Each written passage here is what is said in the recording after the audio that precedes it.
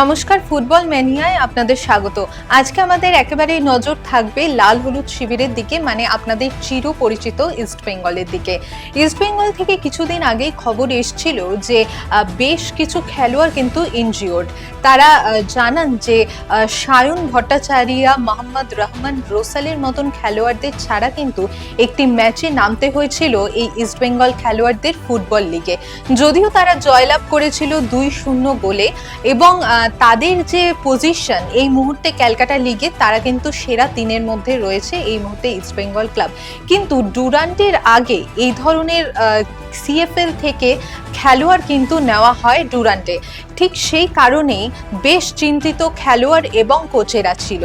পরবর্তী সময় একটি সাংবাদিক বৈঠকে কুয়াদ্রাত, মানে আমাদের সবার পরিচিত কার্লোস কুয়াদ্রাত, তিনি জানান যে খেলার একটি অংশ হলো এই ইনজিওরি। এখন প্রত্যেকেই ডুরান্টের আগে কিন্তু প্রত্যেকজন খেলোয়াড়ই ফিট অ্যান্ড ফাইন রয়েছেন। এর জন্যই হয়তো ইমামির একজন কর্মকর্তা কুয়াদ্রাতকে কুদরাত বলেন। হয়তো কুদরাত মানে হচ্ছে হিন্দির পরিভাষায় ভাগ্য, যেই কারণে ইস্ট বেঙ্গলের ভাগ্য পরিবর্তক হলেন কার্লোস কুয়াদ্রাত।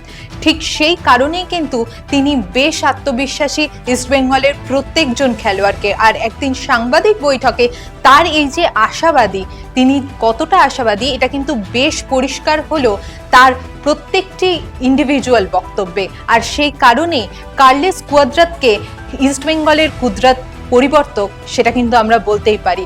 এইরকমই ফুটবলের বিভিন্ন জানা অজানা খবর থাকবে আপনাদের জন্য বাংলার পালস টিভির ইউটিউব এবং ফেসবুক পেজে। আর আপনারা থাকুন আমাদের সাথে, বেল আইকন প্রেস করতে একদম ভুলবেন না।